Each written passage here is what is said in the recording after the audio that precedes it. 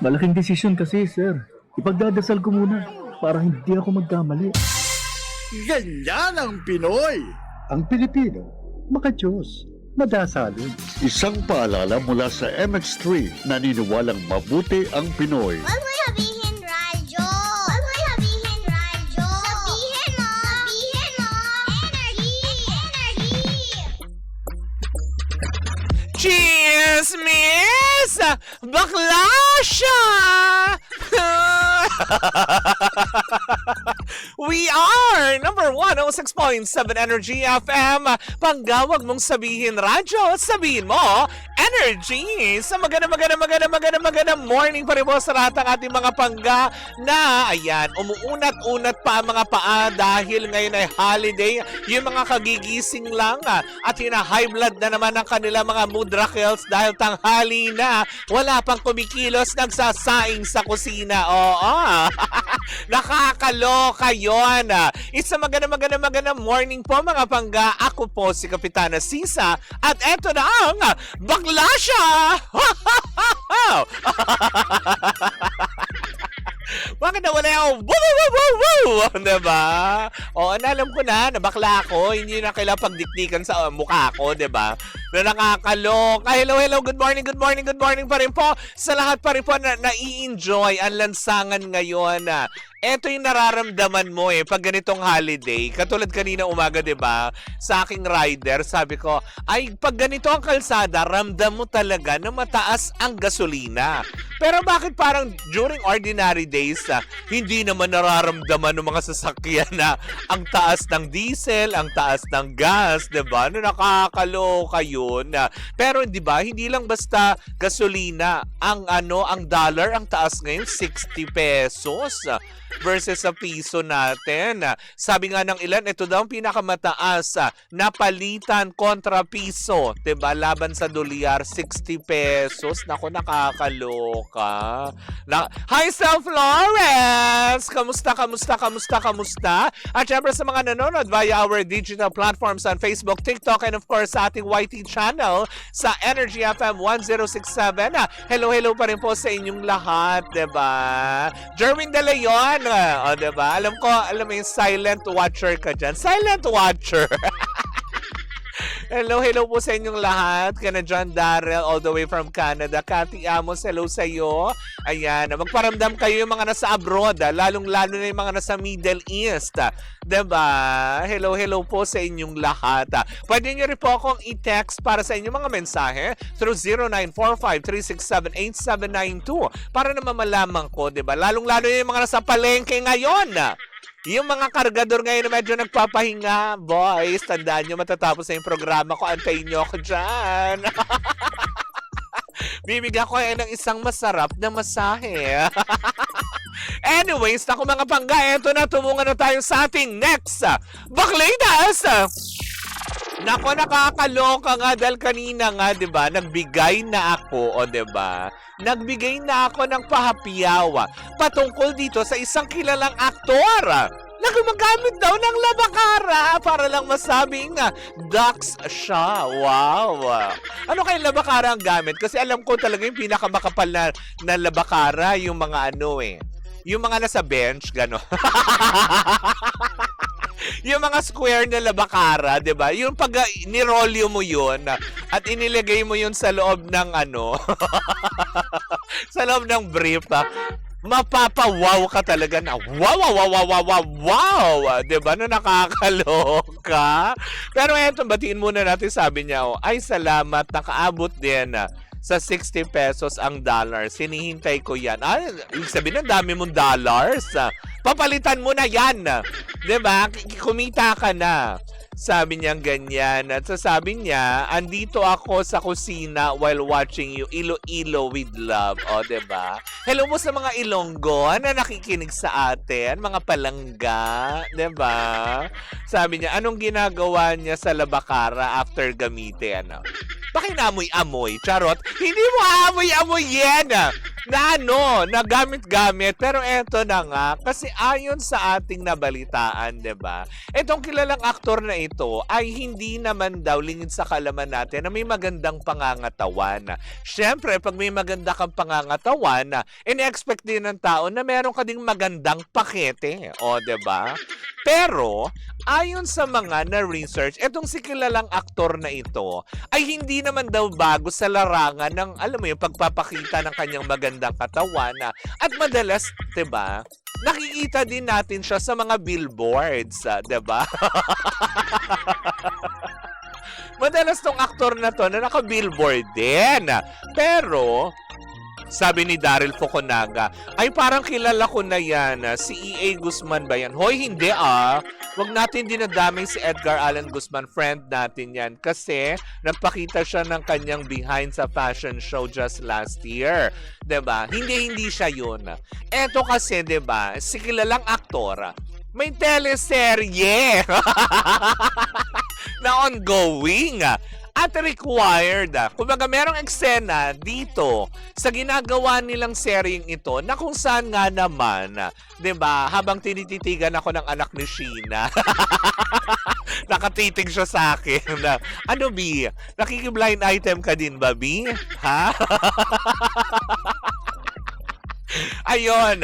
So, 'di ba? May required dun sa scene na 'yon na kailangan na parang naka-sports attire sila, or should I say, naka-sweatpants. O, 'di ba? Eh yung, alam mo 'yun, 'di ba? Yun na yung pangalawa, yung una, kilalang aktor. Pangalawa, is may teleserye siyang ongoing. Oh, bahala kayong maghanap kung saan teleserye ito mga aktor na ito na naka-sweatpants. O, 'di ba? Dahil nga naman ayaw magpakabog. Dahil kadalasan daw pala, ito nga, sabi nga ng ilan, 'di ba? At may nagpapatunay na ilang produksyon. Wow, may ilang produksyon na naman. Na si aktor nga kasi minsan nila nakita nagbihis, na-disappoint ang mga bakla, 'di ba? Na parang ay talaga confirm pala, jutay-jutay chi siya. Pero bakit dito sa eksena na ito, 'di ba? Bakit parang biglang may bumukol, 'di ba? Gamit mo ang brief, gamit mo ang brief, gano. Sabi ng ilan, ay teka sandali, bakit may umbok? Ano, nauntog ba siya? Gano, nagkabukol? Gano. Pero, eto na nga ang chika. Marami nga parang tipong hindi naman namangha, na parang tipong, bakit bigla ka nagkaroon ng ano dyan? Pabukol Marie. Eh walang-wala ka naman. Eh kadalasan naman pag sa billboard mo, lagi ka naka-cross legs, 'di ba? Hindi kagaya nung ibang mga nagmo-model ng brief, ibinubuyang-yang ang buong katawan. Minsan pa nga, 'di ba, halos talagang nakabikangkang. Hindi baby kangkang. 'Di ba? Yun nga, 'di ba? Parang si ano to yung isa sa mga nagmo-model ng brief, 'di ba? Yun talaga masasabi talaga natin, ay talagang wow, 'di ba? Very manly. 'Di ba? Si Joseph Marco, 'di ba, madalas 'di ba? Tama ako, Marco, 'di ba? Si Joseph Marco, 'di ba, nagmo-model din ng brief. Pero siya talaga, as in talagang siya itinatago naman niya. Halos, 'di ba? Ayaw na nga niyang ipagmalaki yung kanyang malaki. Charo. Gusto mo yung with full conviction, yung malaki, 'di ba? Oh, sabi niya, si EA yun, nililito mo lang kami. Hindi siya. 'Di ba? Ongoing yung ano. Sabi niya, pabukol blowout. O, 'di ba? Ganun 'yon, Stel Flores. Pag meron ka, hindi mo itatago. Sino ba yung mga dati nagmo-model-modelan din na brief na mga halos, 'di ba? Ibuyang-yang din na talagang halos. Ay, 'di ba? Tignan mo ang brief. Tignan mo ang brief. 'Di ba? May bukol, gano.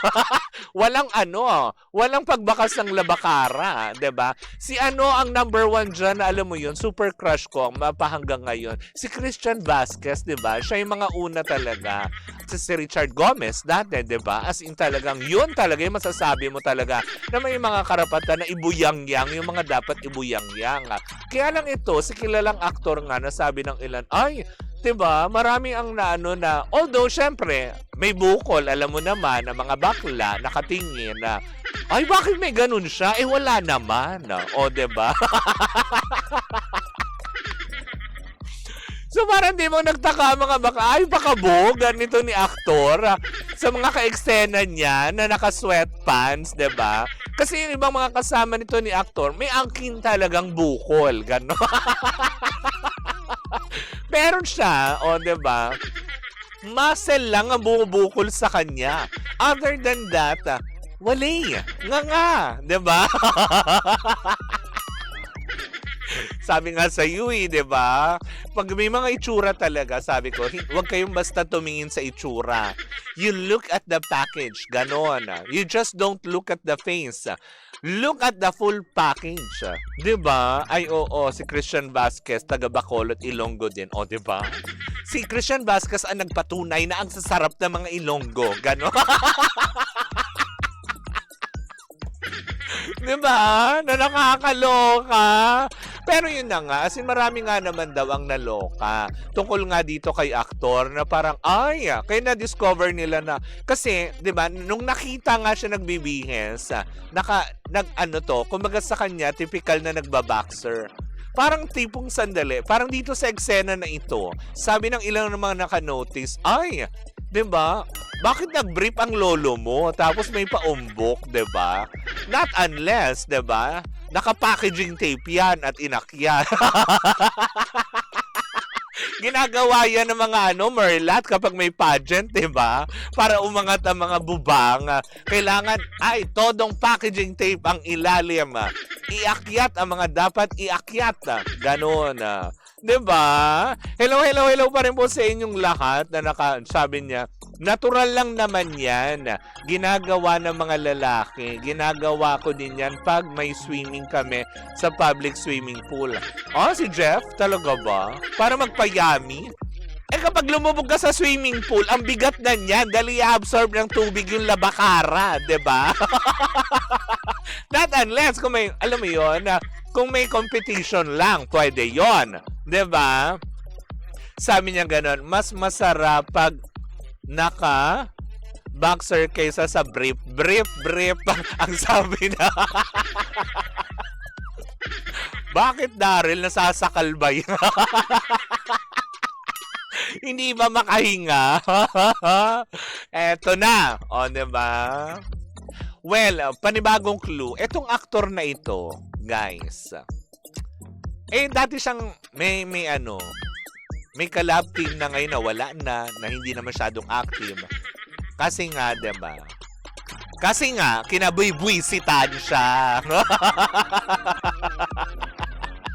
Kasi nga, kinabuy-buisitan. Yon. Malay mo yung labakara ang tagapagligtas niya. O, 'di ba? Sa untog. Kumbaga parang proteksyon yung labakara. Jutay na nga, mauntog pa, mawawala. Baka daw kasi masagi, lumaglag. Lumaglag yung buto ng alateris, gano'n. Oh my gosh! Kung saan na napupunta yung kwento. Pero yun na nga, as in talaga. Yun. Kawawa, Diyos ko naman.